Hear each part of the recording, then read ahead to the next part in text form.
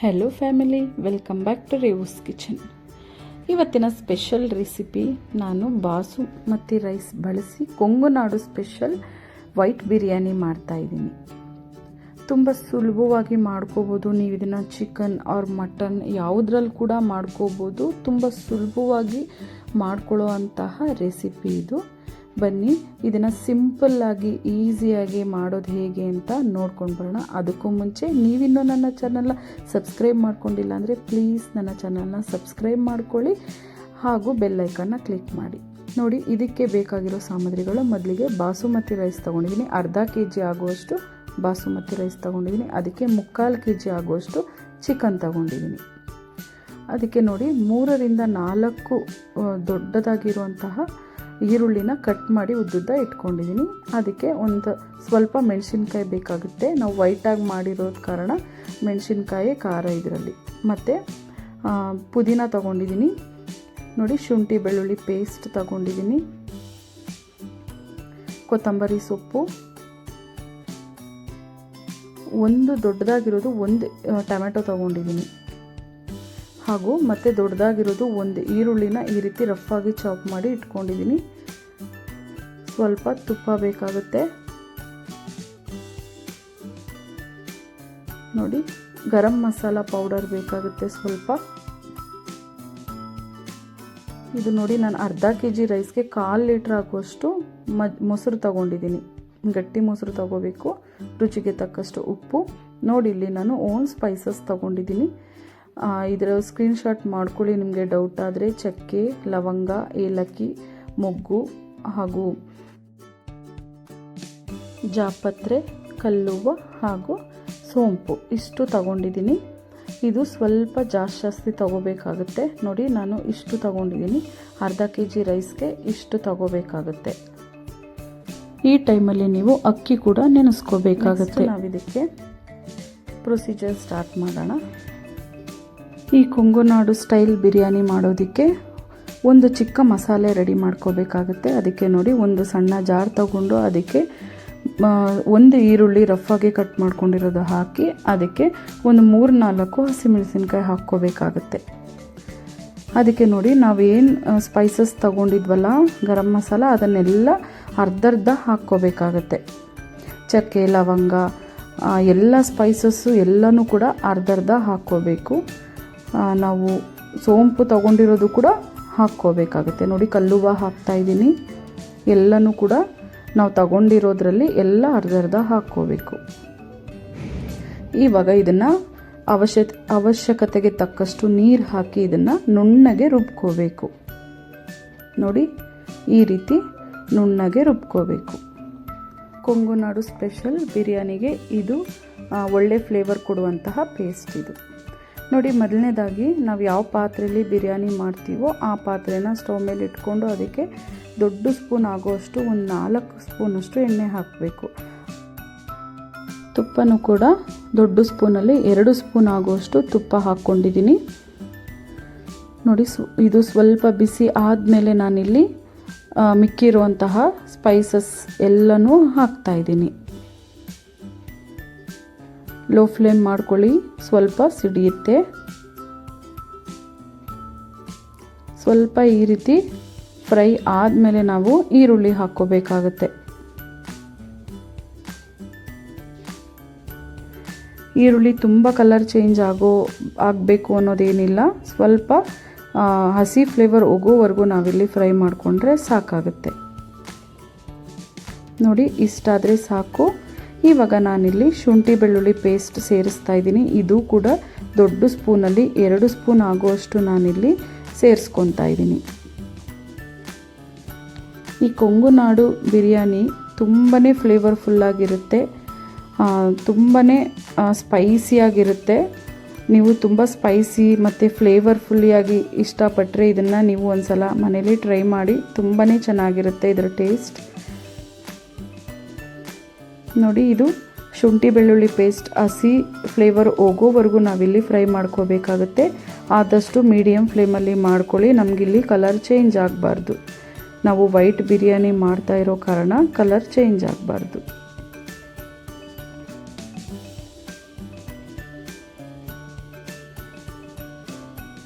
ನೋಡಿ ಇಷ್ಟಾದರೆ ಸಾಕು. ಈಗ ನಾನು ರುಬ್ಬಿ ಇಟ್ಕೊಂಡಿರುವಂತಹ ಮಸಾಲೆನ ಸೇರಿಸ್ತಾ ಇದ್ದೀನಿ. ಇದು ಕೂಡ ಹಸಿ ಫ್ಲೇವರ್ ಹೋಗೋವರೆಗೂ ನಾವಿಲ್ಲಿ ಫ್ರೈ ಮಾಡ್ಕೋಬೇಕಾಗತ್ತೆ.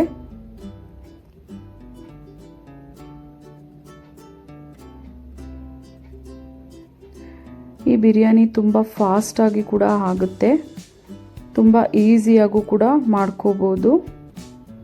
ನೀವು ಇದಕ್ಕೆ ಬಾಸುಮತಿ ರೈಸ್ ಇಲ್ಲ ಅಂದರೆ ನೀವು ಮಾಮೂಲಿ ನೀವು ಮನೆಯಲ್ಲಿ ಯಾವ ಅಕ್ಕಿನ ಬಳಸ್ತೀರೋ ಅದರಲ್ಲೂ ಕೂಡ ಇದನ್ನು ಮಾಡ್ಕೋಬೋದು.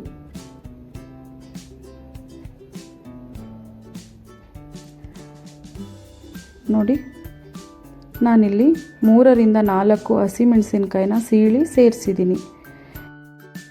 ನೀವು ಬಾಸುಮತಿ ರೈಸಲ್ಲಿ ಈ ರೆಸಿಪಿನ ಟ್ರೈ ಮಾಡೋದಾದರೆ ನೀವು ಈ ಪ್ರೊಸೀಜರ್ ಸ್ಟಾರ್ಟ್ ಮಾಡೋಕ್ಕೂ ಮೊದಲೇ ಒಂದು 20 ಮಿನಿಟ್ಸ್ ಅಂತ ಬಾಸುಮತಿ ರೈಸ್ನ ನೆನೆಸಿ ಇಟ್ಬಿಡಿ. 3ರಿಂದ 4 ಸಲ ತೊಳೆದು ಅದನ್ನು ನೆನೆಸಿ ಇಡಬೇಕಾಗತ್ತೆ.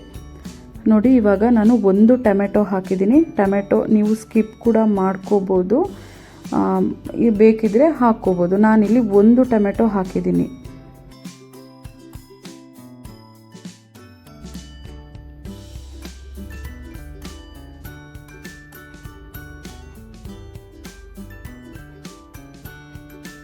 ನೋಡಿ ಟೊಮೆಟೊ ಬೇಗ ಮೆತ್ತಗಾಗಲಿ ಅನ್ನೋ ಕಾರಣಕ್ಕೆ ನಾನಿಲ್ಲಿ ಒಂದು 1/4 ಸ್ಪೂನ್ ಆಗುವಷ್ಟು ಉಪ್ಪು ಸೇರಿಸಿದ್ದೀನಿ. ಉಪ್ಪು ಸೇರಿಸ್ಕೊಂಡು ಫ್ರೈ ಮಾಡಿಕೊಂಡ್ರೆ ಟೊಮೆಟೊ ಬೇಗ ಮೆತ್ತಗಾಗುತ್ತೆ. ನೋಡಿ ಇಷ್ಟಾದರೆ ಸಾಕು. ಇವಾಗ ನಾನು ಇದಕ್ಕೆ ಕೊತ್ತಂಬರಿ ಸೊಪ್ಪು ಹಾಗೂ ಪುದೀನ ಸೊಪ್ಪನ್ನ ತೊಳೆದು ಚೆನ್ನಾಗಿ ಕಟ್ ಮಾಡಿ ಹಾಕ್ತಾ ಇದ್ದೀನಿ. ಇದನ್ನು ಕೂಡ ಸ್ವಲ್ಪ ಫ್ರೈ ಮಾಡ್ಕೋಬೇಕು. ನೋಡಿ ಈ ಟೈಮಲ್ಲಿ ನಾನು ಚಿಕನ್ ಸೇರಿಸ್ತಾ ಇದ್ದೀನಿ.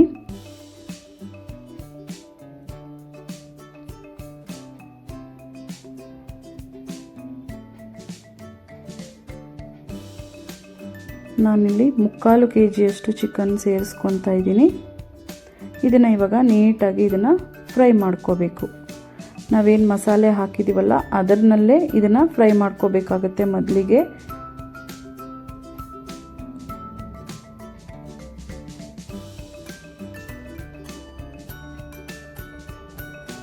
ಅದೇ ಮಸಾಲೆಯಲ್ಲಿ ನಾವು ಇದನ್ನು ಫ್ರೈ ಮಾಡ್ಕೋಬೇಕು. ಅದು ಫ್ಲೇವರ್ ಎಲ್ಲ ನಮ್ಮ ಚಿಕನ್ಗೆ ಚೆನ್ನಾಗಿ ಹಿಡಿಬೇಕು. ಅಲ್ಲಿವರೆಗೂ ಇದನ್ನು ಫ್ರೈ ಮಾಡ್ಕೋಬೇಕು. ಮೊದಲನೇದಾಗಿ ಇದಕ್ಕೆ ನೀರು ಹಾಕಬಾರ್ದು. ಈಗ ನಾನು ರುಚಿಗೆ ತಕ್ಕಷ್ಟು ಉಪ್ಪು ಹಾಕ್ಕೊತಾ ಇದ್ದೀನಿ.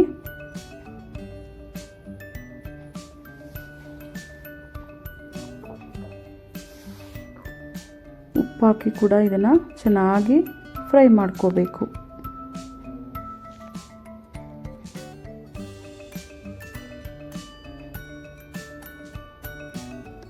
ಈ ಟೈಮಲ್ಲಿ ಸ್ವಲ್ಪ ಐ ಫ್ಲೇಮ್ ಮಾಡಿಕೊಂಡು ನೀವು ಮಾಡ್ಕೊಳ್ಳಿ. ಈಗ ನಾನು 1/4 ಲೀಟರ್ 250 ml ಅಥವಾ 300 ml ಆಗುವಷ್ಟು ನಾನಿಲ್ಲಿ ಮೊಸರು ಹಾಕ್ಕೊತಾ ಇದ್ದೀನಿ. ಮೊಸರು ಚೆನ್ನಾಗಿ ಬೀಟ್ ಮಾಡಿರಬೇಕು. ಈ ರೀತಿ ಹಾಕ್ಕೊಂಡು ಅದನ್ನು ಕೂಡ ಚೆನ್ನಾಗಿ ಮಿಕ್ಸ್ ಮಾಡ್ಕೋಬೇಕು. ಐ ಫ್ಲೇಮಲ್ಲಿ ಇದನ್ನು ಬೇಯಿಸ್ಕೋಬೇಕಾಗತ್ತೆ. ಇಷ್ಟು ಮಾಡಿ ಒಂದು ತಟ್ಟೆ ಮುಚ್ಚಿ ನಾವಿಲ್ಲಿ ಬೇಯಿಸ್ಕೋಬೇಕು. ಒಂದು 10ರಿಂದ 15 ನಿಮಿಷಗಳ ಕಾಲ ನಾವು ಚಿಕನ್ 3/4 ಭಾಗ ಬೇಯೋವಷ್ಟು ನಾವಿಲ್ಲಿ ಬೇಯಿಸ್ಕೋಬೇಕಾಗುತ್ತೆ. ಮಧ್ಯ ಮಧ್ಯ ಲಿಡ್ ಓಪನ್ ಮಾಡಿ ಈ ರೀತಿ ಮಿಕ್ಸ್ ಮಾಡಿ ನಾವು ಬೇಯಿಸ್ಕೋಬೇಕಾಗತ್ತೆ. ಈ ಟೈಮಲ್ಲಿ ನೋಡಿ ನಿಮಗೆ ಚಿಕನ್ ಬೆಂದಿದೆಯಾ ಅಂತ. ಬೆಂದಿಲ್ಲ ಅಂದರೆ ನೀವು ಮತ್ತೆ 1-2 ನಿಮಿಷಗಳ ಕಾಲ ಬೇಯಿಸ್ಕೋಬೇಕಾಗುತ್ತೆ. ನೋಡಿ ನಾನು ನೋಡಿದ್ದೀನಿ, ಚಿಕನ್ ಇಷ್ಟು ಬೆಂದರೆ ಸಾಕು. ನೋಡಿ ನಾವು ಮುಟ್ಟಿದ ತಕ್ಷಣ ಕಟ್ಟಾಗ್ತಿದೆ. ಇಷ್ಟು ಬೆಂದರೆ ಸಾಕು. ನಾವಿವಾಗ ನೀರು ಹಾಕ್ಕೋಬೇಕಾಗತ್ತೆ. ನೀರು ನೀವು ಮಾಮೂಲಿ ರೈಸ್ ತಗೊಂಡ್ರೆ ಅದಕ್ಕೆ 1 ಬೌಲ್ ಅಕ್ಕಿಗೆ 2 ಬೌಲಷ್ಟು ನೀರು ತಗೋಬೇಕಾಗುತ್ತೆ. ನಾವಿಲ್ಲಿ ಬಾಸುಮತಿ ರೈಸ್ ಉಪಯೋಗಿಸಿರೋ ಕಾರಣ 1.5 ಬೌಲಷ್ಟು ನೀರು ಹಾಕ್ಕೊಂಡಿದ್ದೀನಿ. 1 ಬೌಲ್ ಅಕ್ಕಿಗೆ 1.5 ಬೌಲ್ ನೀರು ಹಾಕ್ಕೋಬೇಕಾಗುತ್ತೆ.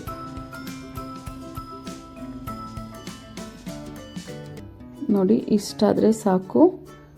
ಚಿಕನ್ನಲ್ಲೂ ಸ್ವಲ್ಪ ನೀರು ಬಿಟ್ಟಿತ್ತು, ಅದನ್ನು ಕೂಡ ನಾವು ನೋಡ್ಕೋಬೇಕು. ಈಗ ಮತ್ತೆ ಲಿಡ್ ಕ್ಲೋಸ್ ಮಾಡಿ ನೀರು ಚೆನ್ನಾಗಿ ಕುದಿಯೋವರೆಗೂ ನಾವಿಲ್ಲಿ ವೆಯ್ಟ್ ಮಾಡಬೇಕಾಗುತ್ತೆ. ನೋಡಿ ಈ ರೀತಿ ಚೆನ್ನಾಗಿ ಕುದಿಯುವಾಗ ನಾವಿಲ್ಲಿ ಅಕ್ಕಿ ಹಾಕ್ಕೋಬೇಕು. ನಾನು 20 ರಿಂದ 25 ನಿಮಿಷಗಳ ಕಾಲ ನೆನೆಸಿರುವಂತಹ ಬಾಸುಮತಿ ರೈಸ್ ಹಾಕ್ಕೊತಾ ಇದ್ದೀನಿ.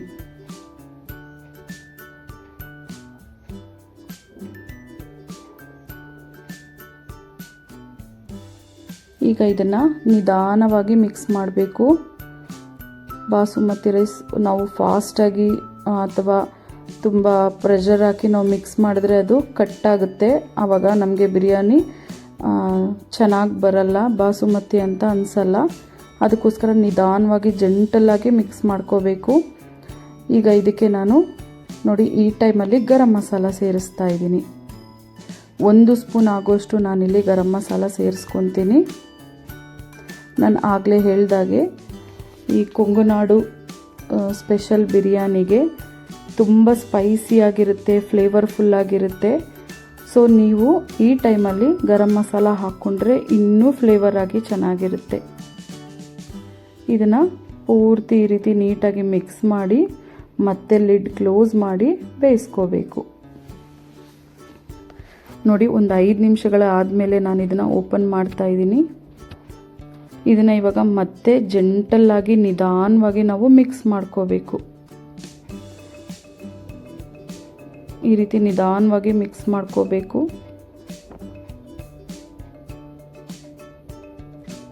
ಮತ್ತೆ ನೋಡ್ಕೊಳ್ಳಿ ಈ ಟೈಮಲ್ಲಿ ಉಪ್ಪು ಖಾರ ಒಂದ್ಸಲ ನಿಮಗೆ ಖಾರ ಕಮ್ಮಿ ಅನಿಸಿದ್ರೆ ನೀವು ಇನ್ನೂ 2 ಹಸಿಮೆಣಸಿನ್ಕಾಯಿನ ಸೀಳಿ ಹಾಕ್ಕೋಬೋದು. ಉಪ್ಪು ಬೇಕಿದ್ರೇನು ಕೂಡ ಹಾಕ್ಕೋಬೋದು. ಮತ್ತೆ ಒಂದು 2-3 ನಿಮಿಷಗಳ ಕಾಲ ಬೇಯಿಸಿ ನೋಡಿ. ಇವಾಗ ನೋಡ್ತಾ ಇದ್ದೀನಿ ನಾನು ಈ ರೀತಿ ಇದೆ. ಇದನ್ನು ನಿಧಾನಾಗಿ ಮತ್ತೆ ಮಿಕ್ಸ್ ಮಾಡಿ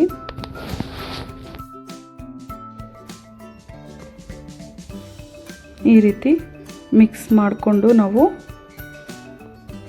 ಮತ್ತೆ ಲಿಡ್ ಕ್ಲೋಸ್ ಮಾಡಬೇಕಾಗತ್ತೆ.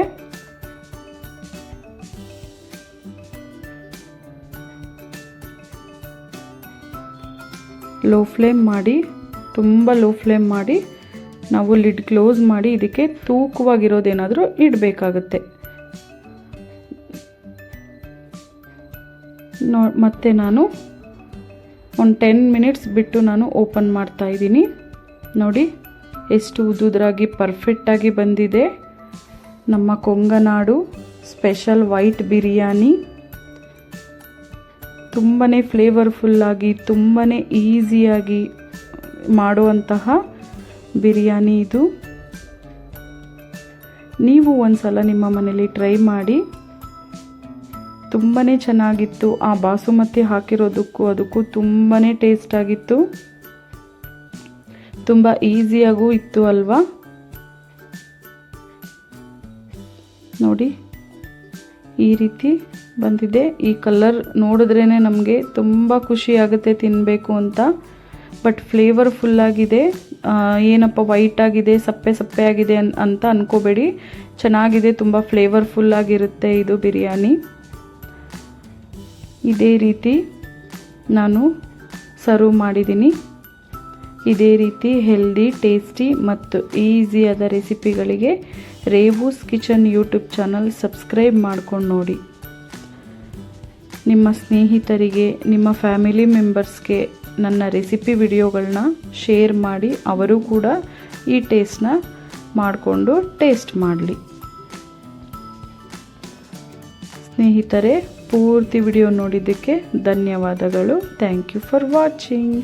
ಮತ್ತೆ ಹೆಲ್ದಿಯಾದ ರೆಸಿಪಿಯೊಂದಿಗೆ ಸಿಗ್ತೀನಿ.